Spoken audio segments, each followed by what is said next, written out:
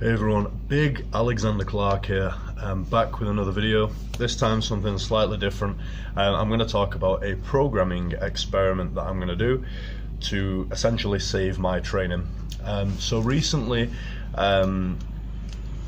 most of the time I train in the evenings after work, and obviously I'm not at work now. I wouldn't be making a video during work time. Why would I do that? Anyway, yeah, so normally I train after work in the evenings. I start training about 7 o'clock. I've been up since 5 and I've then worked a 12-hour day. So obviously you can see the issues with that to start with. There's going to be some fatigue there. One, because of the lack of sleep, and number two, because of just training at such a late time when you've already been awake for all those hours. So obviously a lot of the time when I get into the gym, I'm not super ready to go, and of course that can be it can just be a bit of a stumbling block right from the offset. You want to address that. Added to the fact, in order to make my recovery better, I've started switching from caffeine pre-workout. Obviously at like 6 o'clock taking caffeine at 6 p.m. in the evening, it's going to affect your sleep, to some Alpha GPC, which is more of a nootropic, and we'll get onto that a little bit later. But so the problems I've had with training are, for example, 2 weeks ago, this is pretty much when I first ran into this little roadblock. I was doing a banded squat and then conventional deadlift session, then with a little bit of good morning supplemental work thereafter. I did my banded squats. They felt laboured, but I got through them. I believe I was on 230 with blue bands for 5 sets of 3, some volume work, some low-level volume work, and I got through them. They felt laboured and I did feel fatigued. Now by the time deadlifts came around, I felt absolutely knackered. There was like, in my mind, I was just like, oh, Jesus, I need to go to bed. Like, a lot of the time, you'll feel tired half the way through a workout if you're going to do squats and then deadlifts, or two big movements back to back, and you probably should feel a little fatigued if you're working hard enough. But at that point it was more kind of like, look, I need to go to fucking bed. Like, there's no other alternative here. Like, and I was like, but I need to finish my session, and because I do put so much emphasis on my training, I love my training, and I kind of identify with it to a certain extent, I didn't really see that as an option. But at the same time, like, I just lost my mojo and I didn't want to push through. I just had no fucking inner drive in me. Even the squats felt laboured, even though I got them done. Like, everything just felt slow. So anyway, I ended up just kind of pussying out but carrying on. Again, it was 5 sets of 3 on the conventional deadlifts, and I went up to something like 240, which for someone like me really isn't that great. I went with like the easy option and I just got them done, but at a lighter weight than I should have, or probably could have done. On that day I probably had another 20 kilos in me. On a good day I probably had another 30 or so. So that happened, and I just thought, you know what, maybe we need to change things, maybe we don't, in terms of programming. I definitely need more sleep. That is 100% the case. I'm getting less than 6 hours a night. I'm in bed for 6 hours, but realistically maybe 5.5 of that is sleep. So that needs addressing right off the offset. And anyway, so I thought that, and then carried on training. I thought, you know what, I'll just get through this cycle before I actually do anything, make any changes. And last night actually I did another workout. This time it was deadlifts and squats. That's how I've been splitting my training up for the last 2 years. It's worked great. This was a deadlifts and squat session, so it was a wide stance sumo, managed 5 sets of 4 at 300 kilos on a stiff bar, an RP9 for those of you interested in RPE, and it felt really good. It was definitely it was a PB, yeah, for that type of volume anyway. And then onto squats, onto just a standard box squat, a pause box squat, warmed up, and then for some reason I didn't feel as good on 200 kilos, a little bit labored, and then honestly 215 kilos it wasn't hard from the bottom like a max rep would be. It was just, again, really labored, and I was kind of like, what the fuck is going on?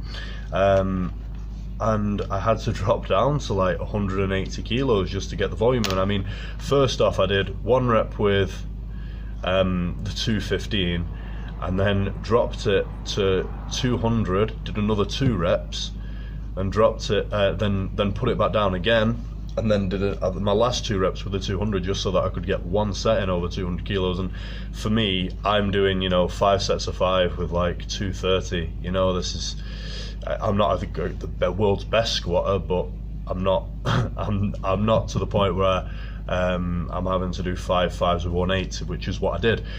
So that's happened twice now, and I need to sort it. So the way I thought of sorting it, obviously there are probably 2 factors which could come into this. It's always a second movement. Yeah, I can get my first movement out of the way. This is something I know. Okay, so you would think one of the things could be that I've taken the caffeine out, which obviously gives you energy. Yeah, it's you know, it increases dopamine, albeit artificially. And I've switched that for Alpha GPC. Now, Alpha GPC is a form of choline. Choline obviously is directly related to acetylcholine, and what that is a neurotransmitter produced in the brain, and acetylcholine is responsible for focus.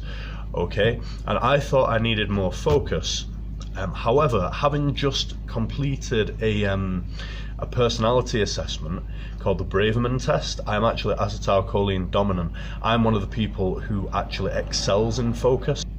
However, like a dopamine dominant person would be, you know, full of energy, this, that, and the other, and ready to go and, you know, be able to just fucking smash weights over and over and over and over again.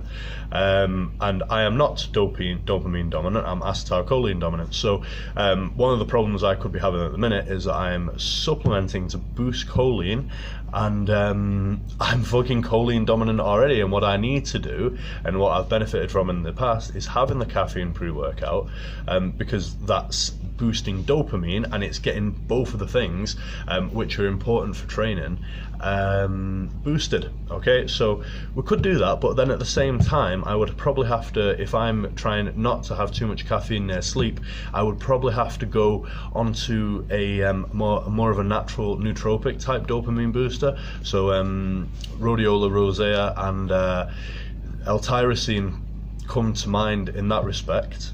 Okay, so that's something to play with, but honestly, I believe there's an error with the programming here. You know, what if one of those days I forget one of my supplements or my caffeine pre-workout?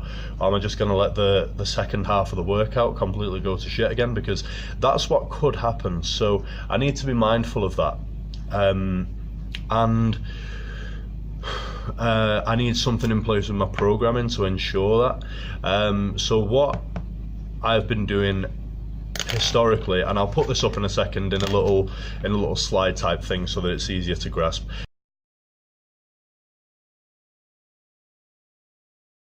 I've been doing 2 lower body sessions a week, i.e. squat and deadlift, and then 2 bench press sessions a week, i.e. doubling up on bench press on each time, so 2 bench press variations in each session.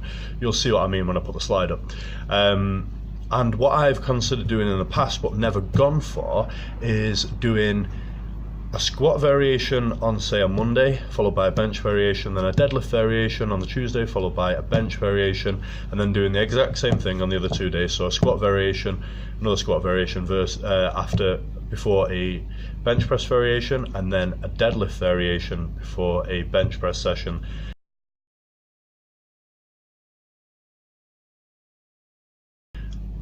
The day after.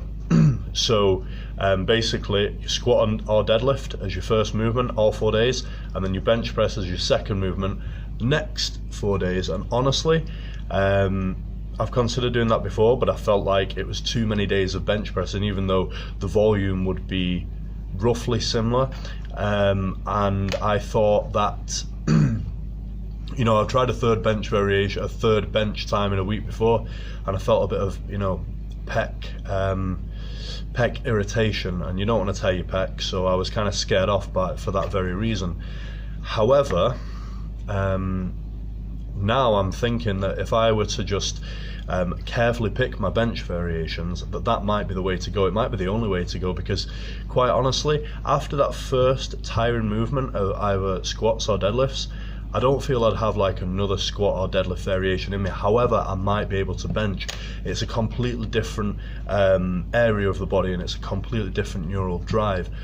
So it may actually enable me to increase volume overall, because obviously you're fresher for all your squat and deadlift variations because you're doing them at the start, and you're more fresh than you would be for your second bench press, for your bench press, all your bench press variations, because some of those variations would have been the second variation of the day on the previous program, and hence you would be fatigued by the bench pressing that you've done before that.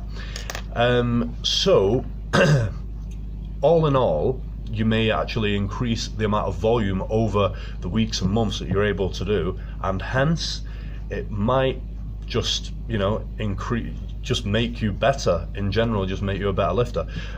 Also, more frequency of benching, more bench practice, i.e. higher chance of adaptation that way. So, long story short, I'm going to give this a try. I'm going to go from the old split I was doing to this new one I've just described, and I'll have this as part one, and then I will update you lot with maybe after the competition I think I'm going to do in December. I've got the Andy Bolton deadlift challenge in October, which is a deadlift only obviously, but maybe I'll update you guys later in the year, and just, or maybe even before that, after the next full meet I do, and just let you know basically how the program experiment has gone. Stay tuned, and I will catch you later.